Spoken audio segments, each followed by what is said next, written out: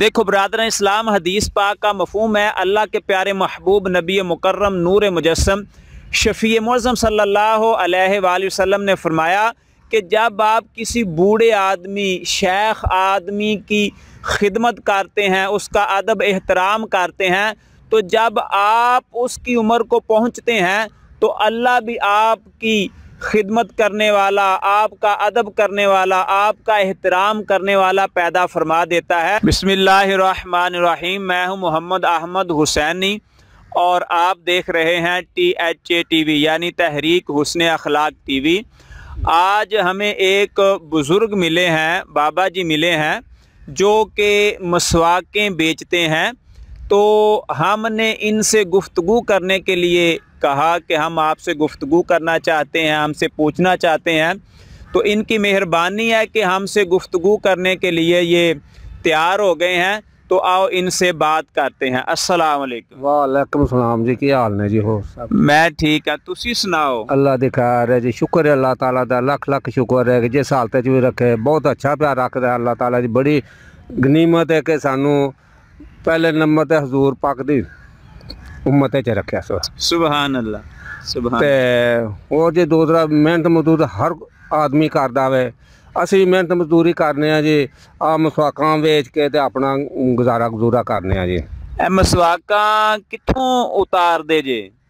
یہ جی باہروں درخت تو لا لی دیاں نے، ہاں جی۔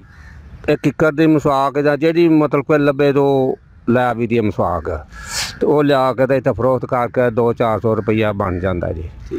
نہیں اے تے درخت جیڑے ہوندے نے نا، اسی دیکھیا کیکر وغیرہ دے درخت، تے او دے نال بڑے کنڈے ہوندے نے، بزرگ آدمی جے تے کیویں اتار لیندے جے؟ او جی کنڈے جیڑے نے کنڈے تے لگدے نے، اے تے کنڈے آ ویکھو نا، میرے آ ویکھو ہاتھ دے وچ لگے ہوئے کنڈے، کئی آ ویکھو آ بھی لگے ہوئے کنڈے، تے کنڈے تے لگدے ہی لگدے نے۔ ٹھیک ہے۔ تے ویکھنا جدوں درخت نال لانا گلاب دا بوٹا وے جی جی، خوشبو دیندا، حضور پاک نوں بڑا پسند سی، لیکن او دے نال بھی کنڈے سن۔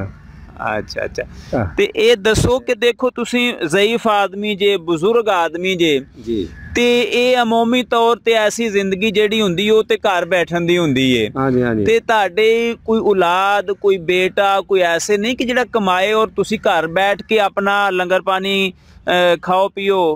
دیکھو جی یہ گل ہے جی، بیٹا جی میرا ہے کوئی نہیں۔ اچھا اچھا، اللہ تعالیٰ نے بیٹی ایک دیتی ہے جی، ماشاءاللہ۔ تو ماشاءاللہ میں او دی شادی کر چڈی، وہ اپنے گھر باہر آ لیا، وہ اللہ تعالیٰ انہوں اپنے گھر وسنا رسنا نصیب کرے جی۔ آمین آمین۔ تے اسی دوویں میاں بیوی ہونے ہاں۔ اچھا، تے میں مسواکاں مسوکاں ویچ کے تے میں اپنا وقت پاس کرنا، گزارا کرنا وا۔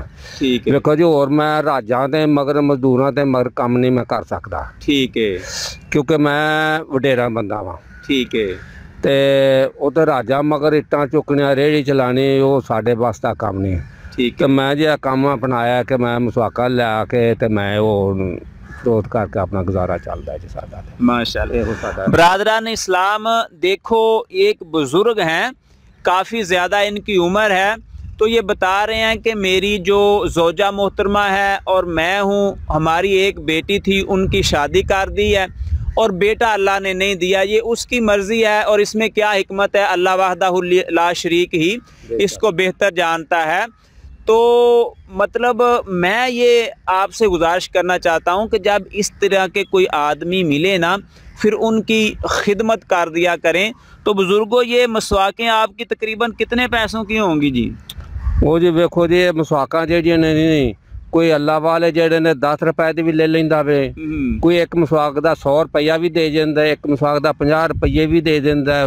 اچھا، مطلب وہ میں مطلب کہ بہت گھٹ ہی اگلوان اللہ بھی اپنی مرضی نال جو دینی دے چھڈ۔ کوئی وہ بھی ہیں نے جڑے 5 روپیے دی لے لیندے، کوئی وہ بھی ہیں انہوں نے جی آکھے لے بھی کر لا اللہ تینوں بھی۔ ہاں جی ہاں جی، ماشاءاللہ۔ تو جی بابا جی جو ہے نا جی، وہ بڑے پیار والے آدمی ہیں، بڑے ذوق والے آدمی ہیں، اور دیکھ رہے ہیں کہ وہ کہتے ہیں کہ وہ فری لینا چاہے تو اس کو فری بھی دے دیتے ہیں۔ تو ہم بابا جی سے نا مسواکیں خرید رہے ہیں جی، یہ لیں آپ، یہ آپ پیسے لے لیں جی، اور یہ جو مسواکیں ہیں نا جی یہ ہماری طرف سے آپ کو گفٹ ہو گئی ہیں, یہ بھی آپ نے فروخت کر لینی ہے, ٹھیک ہے جی. آپ خوش ہو گئے ماشاءاللہ. خوش ہیں جی, اللہ تعالیٰ تانوں بھی خوش رکھے, تواڈے بچیاں نوں اللہ تعالیٰ تندرست دے اور نماز پڑھنے توفیق دے, قرآن پاک دا قاری اللہ تعالیٰ انہاں نوں بناوے, آمین تے اللہ خوش خدمت انہاں دی زندگی گزرے ماشاءاللہ. تو جب آپ اسی قسم کے کوئی بزرگ دیکھیں تو دل کھول کر اس کی خدمت کریں. دعا ہے اللہ تعالی ہم سب کو قرآن و سنت کا فہم عطا فرمائے, اس پر ابلاغ و تبلیغ اور اس پر عمل کرنے کی توفیق عطا فرمائے. اپنے محمد احمد حسینی کو اجازت دیجیے, پھر ملیں گے ایک نئی ویڈیو کے ساتھ. اللہ حافظ.